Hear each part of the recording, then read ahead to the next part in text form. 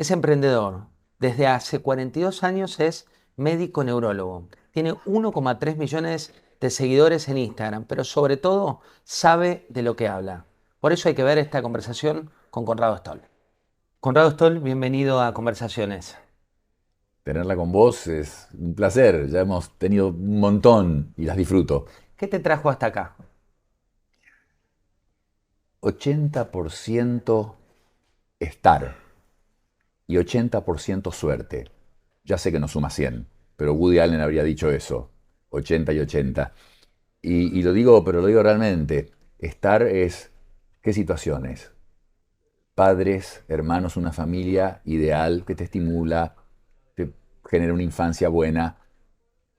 El colectivo 101 que te deja en Paraguay y Junín y es la Facultad de Medicina y descubrís un mundo de ciencia que es interesante, punto, es apasionante, con vocación o sin vocación. Yo tenía hasta mitad de año, tuve 17 años, no sé si la vocación es una cosa muy fuerte a esa edad, pero me encantaba. Después pensar que en Estados Unidos podía dar un paso más y me decidí ir joven, 23 años, me fui a Estados Unidos para hacer la residencia. Pensé que ahí podía adquirir el conocimiento más de punta. Y creo que fue así, creo que no me equivoqué. En el medio ponerle los condimentos que quieras, es un plato de cocina, tiene especias, me imagino que hay perseverancia o lo que sea, porque pienso para atrás y digo, ¿cómo hice eso? El primero fue un hospital en Harlem, año 83, si haces memoria, Otro empezaba mundo. una epidemia que no sabíamos qué enfermedad era. Me acuerdo de los médicos desconcertados con esta gente joven que se moría. Después se descubre el virus HBVIH y se y después, bueno, pensaba desarrollar una carrera en Estados Unidos, los médicos allá investigando o en la práctica privada es un mundo muy atractivo, cualquiera de los dos que elijas. Pero, de nuevo, te dije, suerte, el destino, como lo queramos llamar, me crucé con una mujer y que era argentina, en el lugar menos pensado, en Estados Unidos. O sea, menos pensado, vivía a una cuadra de mi casa en la Argentina, no la había visto nunca en mi vida y ahí me crucé y decidí volver que nunca había pensado volver. Clarisa Stoll, que es la mamá de tus hijos.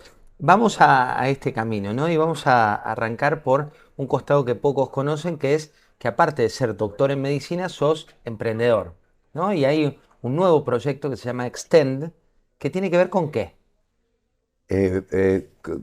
Con lo que hago, con lo que hice toda la vida. El principio fue, yo tenía 27 años, 28, lo que considero un chico ahora, pero vi a alguien de 40, 45, un señor mayor para mí en esa época, pero que estaba, había tenido una ACV, estaba paralizado. Yo pensé que su vida había terminado, la vida como tal, y me di cuenta cómo el conocimiento hizo, y el tiempo, hizo que él pasara de su vida normal a una silla de ruedas en un segundo. Entonces ahí el ACV, la salud siempre es la medicina, la prevención, y de repente en los últimos años se desarrolla, últimos años te quiero decir 3 o 4, José, se desarrolla muy focalizado en Estados Unidos. Hay algo en Europa, pero en Estados Unidos ya hay 800 clínicas de lo que se llama de longevidad.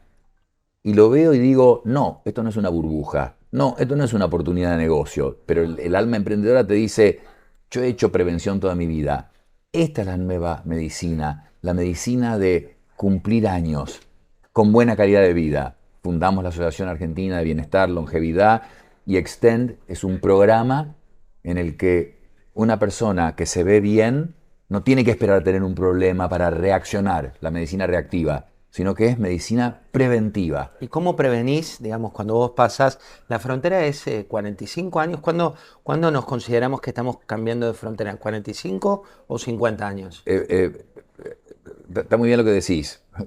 47, querés que te cite la revista Nature y estudios de proteómica en que se analizan miles de proteínas de cada órgano para ver cómo envejecen, etc. A los 47 hay una pequeña, de esa línea plana en que vos entre los 15 y los 30 años no envejeces. Estás igual. Entre los 30 y los 35 y 40 casi tampoco. A los 47, como vos decías bien, entre los 40 y los 50 hay un primer declive y a partir de los 60 mucho más notable. Pero lo interesante es que esta ciencia de la longevidad te va levantando esa pendiente que cae para mantenerla horizontal y plana. Y había quien decía, si vos querés cumplir 100 años, bueno, tenés que dejar todas las cosas por las cuales vos querías cumplir 100 años. Lo que te hacía feliz hasta ese momento.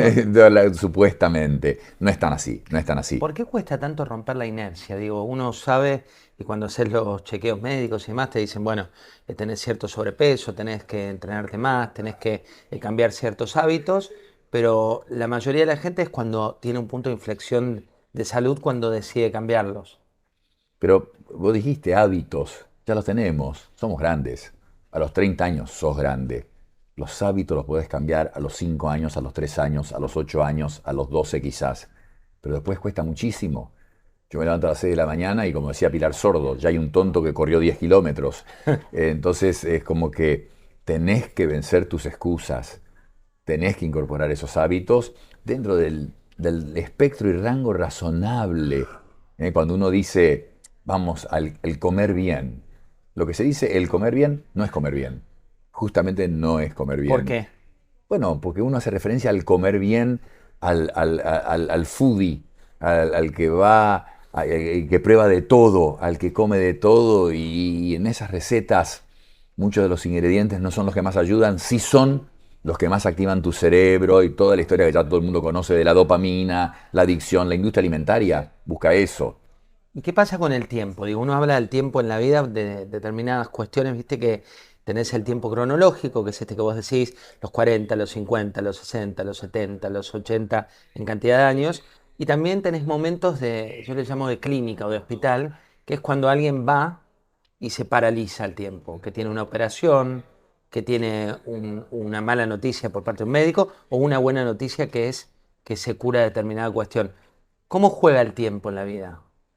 Es todo, porque no lo podemos cambiar, tenemos una cuota, como decía Andrade, con mi alma tiene prisa, los caramelos de la bolsa se van acabando, entonces el tiempo es fundamental y lo que tenés que hacer es tratar de evitar esos momentos del hospital.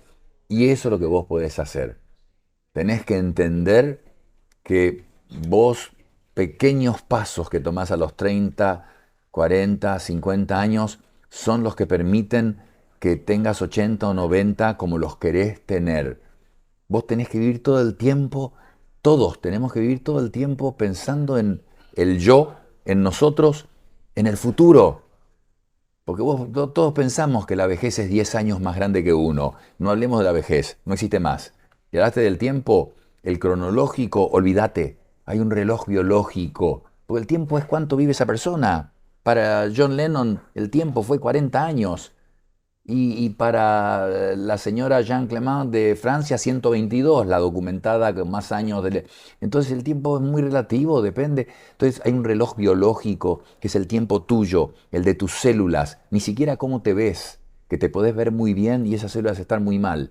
Entonces tenemos que prestarle atención al tiempo del reloj biológico, no al del documento que dice qué edad tenés. No interesa. Tenés que ver tu reloj biológico y tus órganos, que tu cuerpo envejezca lo menos posible. Y para eso, hacer esos deberes. De la comida, te cierro con la comida y el ejercicio sabemos todos. Tenemos una idea todos. Pero no sobre el sueño, la importancia del sueño. La importancia del alimento, no el que va al estómago. El alimento que va, llamémoslo, al espíritu. La sociabilidad, las relaciones, los vínculos, el estrés, el control del estrés. Esa es la parte difícil que hace mucha diferencia. Se habla de gente que vive estresada. ¿Existe el estrés positivo y el estrés negativo o el estrés es malo per se?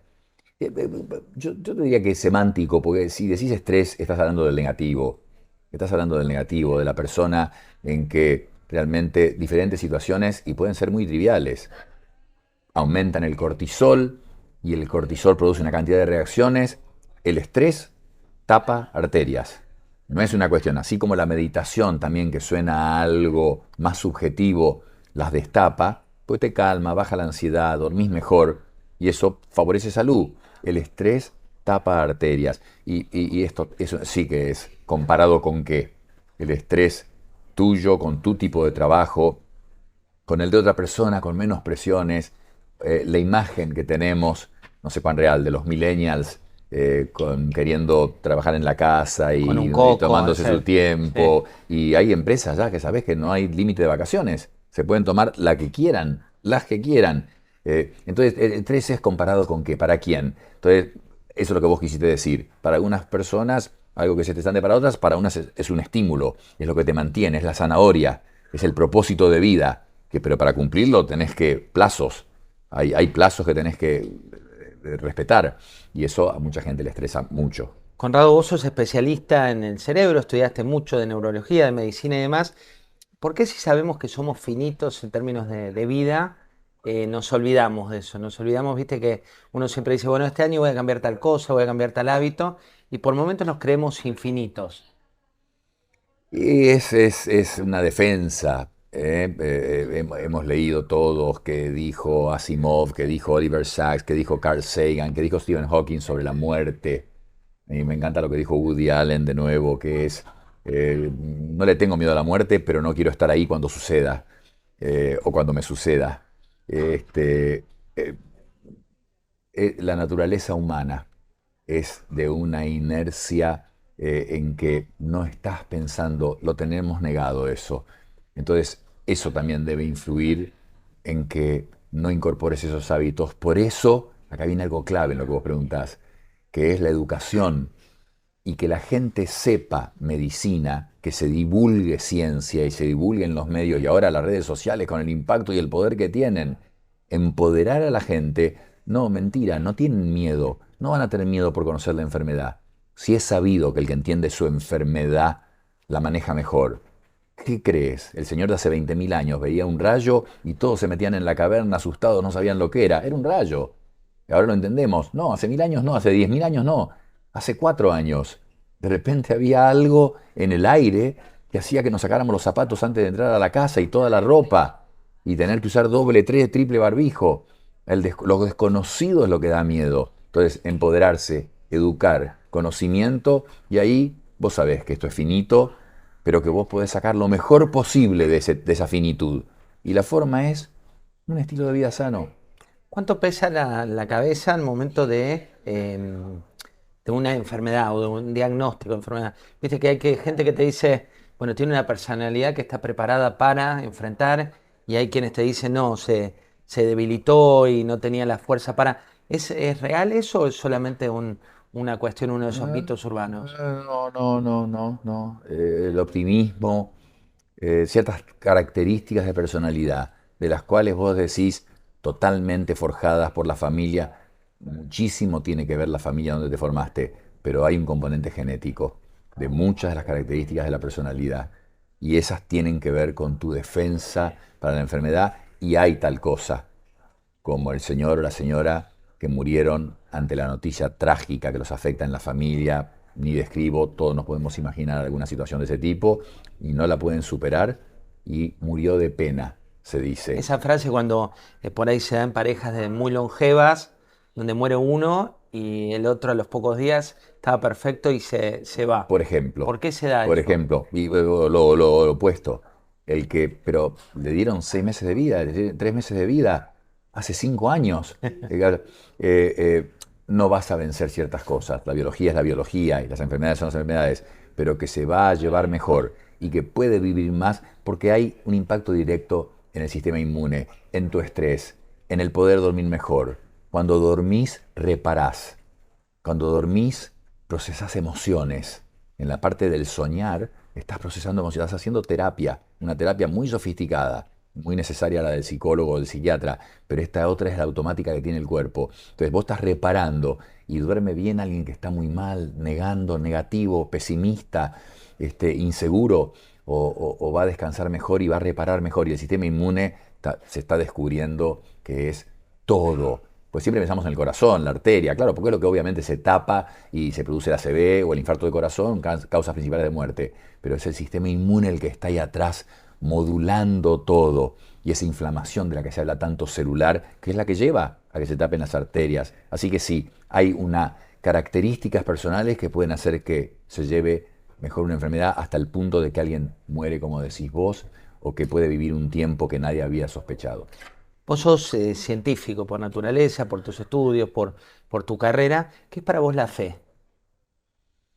Mm, para mí que no tengo, no sé si puedo decir la suerte de tenerla, pero que no la tengo, eh, es una creencia que creo que está muy inculcada, o que nace de un ejemplo o de una educación, y que a mucha gente le ayuda muchísimo y en otros casos hace y ha hecho mucho daño, porque no lo asocies si No con hay la una mayoría religión. católica, Sí, no con la religión. exactamente, es la creencia ciega en algo. Enseguida, a mí el sinónimo que me aparece enseguida es ideología.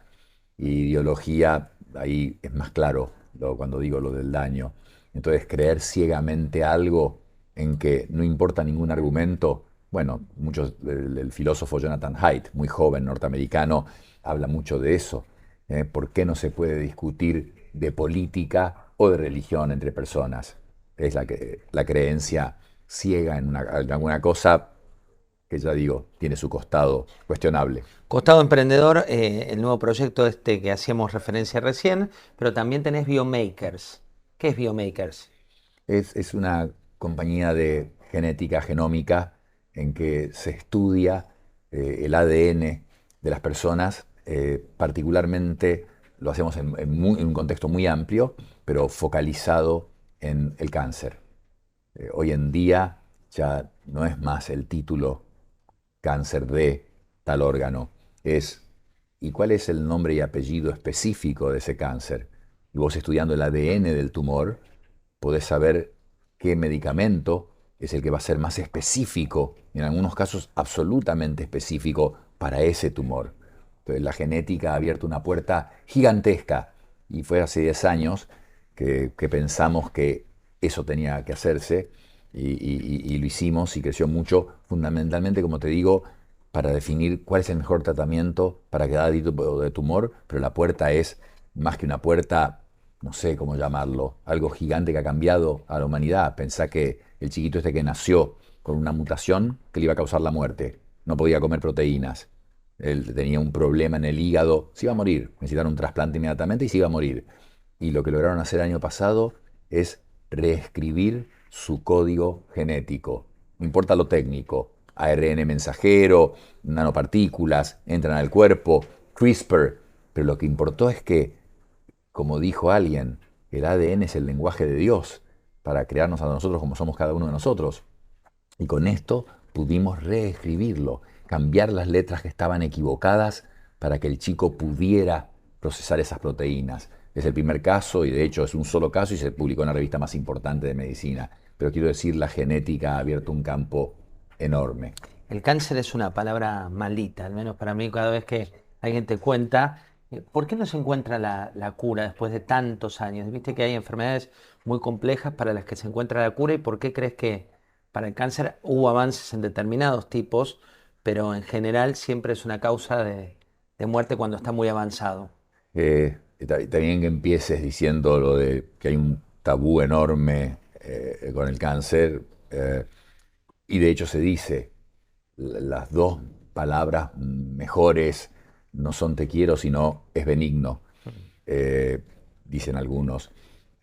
Porque, porque es una sola palabra, pero me estás hablando de algo que tiene un espectro inmenso. Yo me dedico al ACV, no es el ACV, esa persona que llega hemipléjica y que no puede hablar.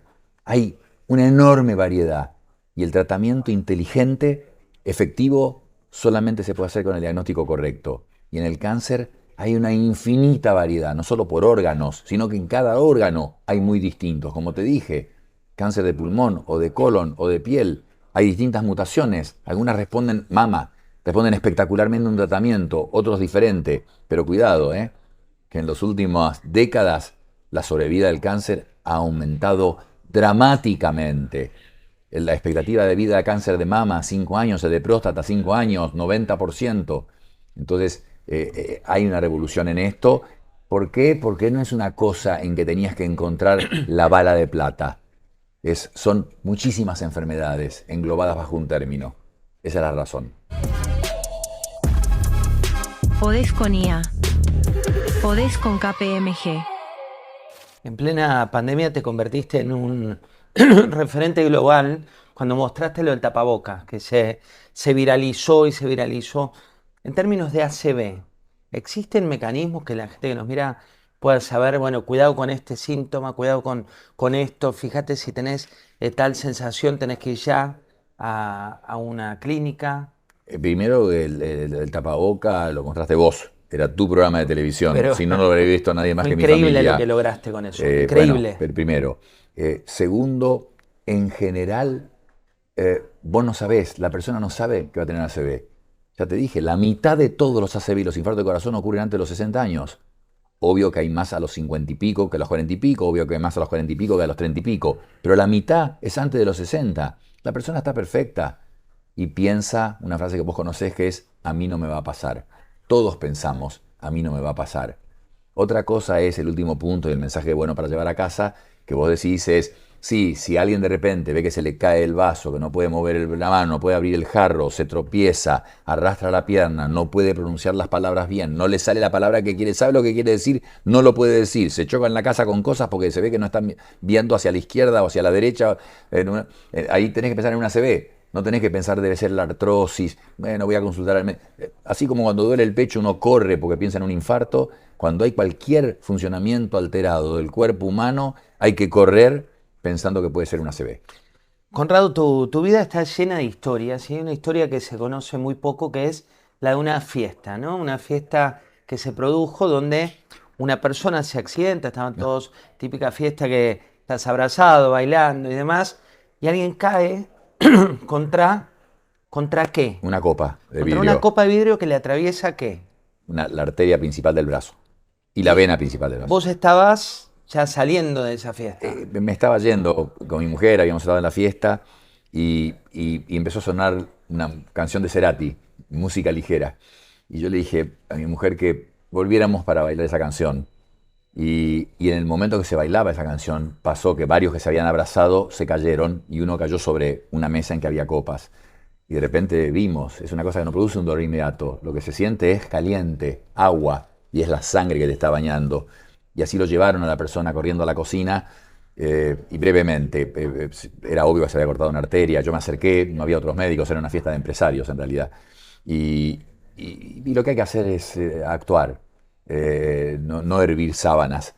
Pedí algo que pudiera servir de lazo, me dieron una correa de un perro chiquito, era muy adecuada, hice un nudo por encima de la arteria, lo que hay que hacer. Todo en el marco Una herida. de una fiesta donde la gente estaba bailando, donde no Sí, te das cuenta, donde sí. cae esa persona, donde Tarde. se le abre esa Estaba arteria. muy asustado él, yo un poco, pero trataba de no transmitírselo.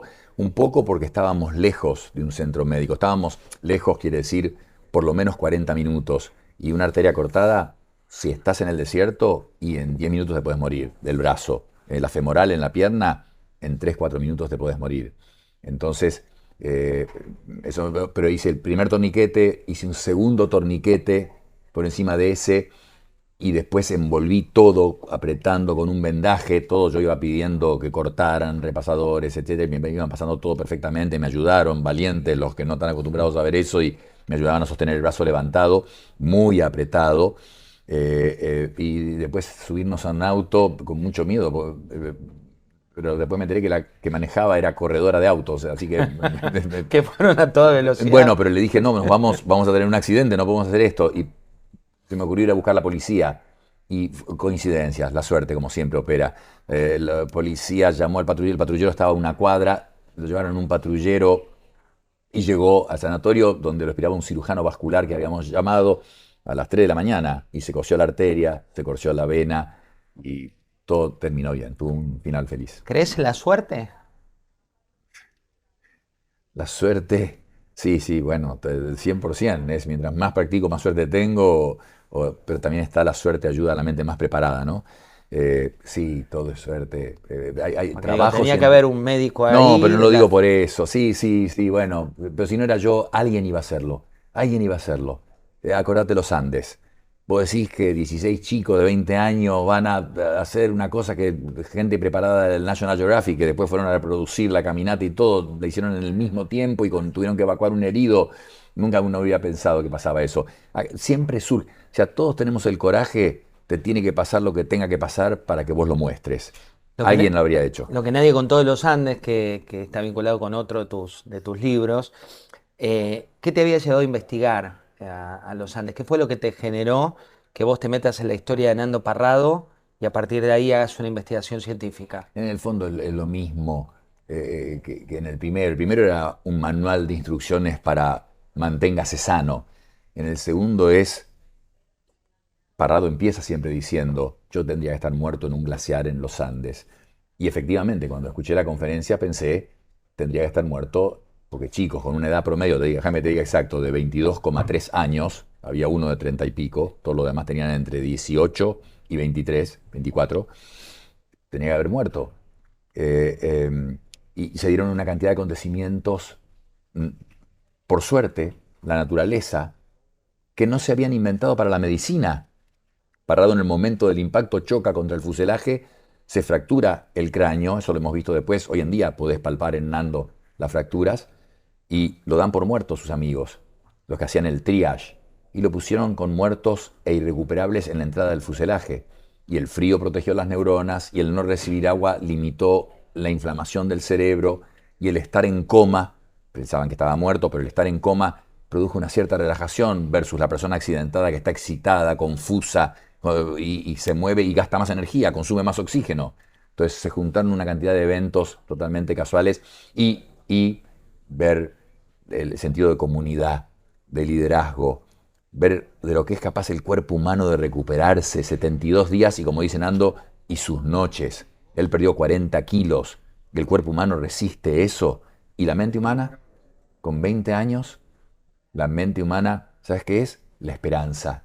De nuevo viene lo de siempre, que es el propósito de vida. En ellos era la esperanza. En él, que les dijo, para Navidad los voy a llevar a casa, era, yo no puedo hacer que mi padre haya perdido a su mujer, a una hija y a mí, al hijo, en un accidente. Yo tengo que volver por mi padre. Voy a pedirte definiciones en una frase. Tu relación con el periodismo. Vos tenés en la familia, ¿no?, una historia vinculada al periodismo. ¿Por qué? Horacio Stoll, mi abuelo, fue el corresponsal de Clarín 20 años en Nueva York y me impacta cuando pacientes que veo hoy en día me dicen, yo leía las viñetas de su abuelo Horacio y yo digo, mi abuelo Horacio murió en el 76 y usted no tiene 200 años. Así que un periodista, que es una profesión, por eso la admiro tanto, y la relación de la cierro diciendo, voy a decir una frase, tengo en el celular el contacto de 700 productores y unos 35 periodistas. Y lo que quiero destacar es con aproximadamente 5.000 entrevistas desde el 2020, nunca tuve un roce, un sí, un no con ninguno. ¿Pero sabes por qué? ¿Por qué? Por Horacio Stoll, mi abuelo periodista, que me enseñó algo muy importante. Nunca te pelees ni discutas con alguien que compra tinta en barriles. Está muy bien, es Y- una gran definición. y- Ahora en y- celulares. Yo, ¿Eh? bueno, Sí. por eso, pero me quedó la tinta amarilla y dije, no, nunca, tiene razón, pero con ellos no. Te llevo al Vaticano, 5 charlas con distintos, 3 papas distintos tuviste. Sí. ¿De qué y por qué? No, bueno, no. Imagínate la primera escena en que llego y la secretaria me dice, Doc, llamaron de la Academia de Ciencias del Vaticano porque el Papa Juan Pablo quiere definir el tema de la muerte cerebral. Es, con todo respeto digo esto, con todo respeto, como si jugaras en Mandillú y te recibís un llamado en tu casa que del Barça te están llamando porque quieren probarte en... esa es la sensación que yo tuve, por lo menos. Así que ahí fui y San Juan Pablo se enfermó de laringitis al poco tiempo que estuvimos, murió, y el tema no se definió en esa reunión. Hubo algunas complicaciones importantes por ideología también católica de algunos católicos en Estados Unidos que no aceptaban la muerte cerebral, que es cuando se pueden donar los órganos, salvas vidas, y no lo aceptaban. Entonces Benedicto, como era algo tan importante para Juan Pablo, decidió retomar el tema y convocó una segunda reunión y me dijo de organizarla, de llamar a quienes eran, y pude llamar a los expertos número 1 en el mundo en el tema de muerte cerebral, de coma, de estado vegetativo, y en la segunda se definió, la muerte cerebral es muerte. Y para la Iglesia Católica eso ya es un cadáver sin alma, y donar los órganos y salvar vidas, y se escribió un libro. Después Benedicto había tenido un pequeño ACV, entonces quiso hacer una reunión sobre aterosclerosis, también invitando a gente muy destacada. Y después Francisco, el Papa Francisco, con con Laudato Si, su encíclica de nuestra casa común, en que no está muy bien cuidada con el carbono y con, ya sabemos, es una crisis, me parece que lo correcto es llamarla crisis climática, no cambio climático. No cambio climático. Es crisis climática.